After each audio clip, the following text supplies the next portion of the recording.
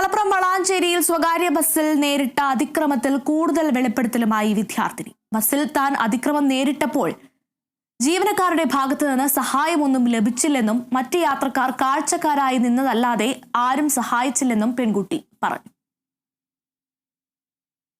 ഞാൻ കടുങ്ങാത്തുണ്ട് സ്റ്റോപ്പിൽ നിന്നാണിത് ബസ് കയറിയിട്ടുണ്ടായിരുന്നത്.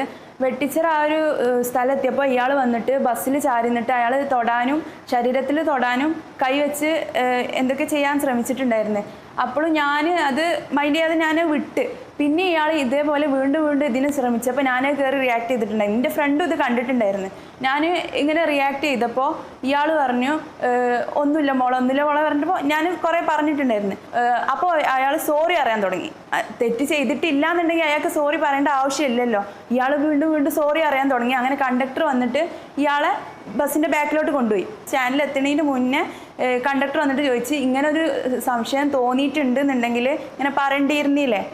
അപ്പോൾ ഞാൻ പറഞ്ഞു തോന്നിയപ്പോഴാണല്ലോ ഞാൻ അയാളോട് നേരിട്ട് റിയാക്ട് ചെയ്ത്. കണ്ടക്ടറോട് പറയേണ്ട ആവശ്യമില്ലല്ലോ. ഞാൻ റിയാക്ട് ചെയ്തപ്പോഴും നിങ്ങളെല്ലാവരും നോക്കി നിൽക്കണില്ലേ എന്ന് ഞാൻ ചോദിച്ചിട്ടുണ്ടായിരുന്നു. അവിടെ കണ്ടക്ടർ കണ്ടിട്ടുണ്ടായിരുന്നു. ഡ്രൈവർ പറഞ്ഞത് ഞാൻ അറിഞ്ഞിട്ടില്ല എന്നാണ്.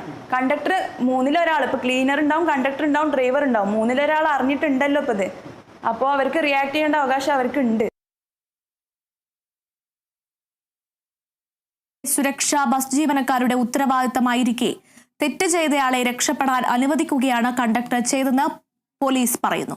പെൺകുട്ടിയുടെ പരാതിയിൽ കേസ് രജിസ്റ്റർ ചെയ്ത പോലീസ് പ്രതിക്കായി അന്വേഷണം ഊർജിതമാക്കിയിട്ടുണ്ട്. പ്രതിയെ പിടികൂടുന്നതോടെ കണ്ടക്ടർക്കെതിരെയും കേസെടുക്കുമെന്നും പോലീസ് അറിയിച്ചു.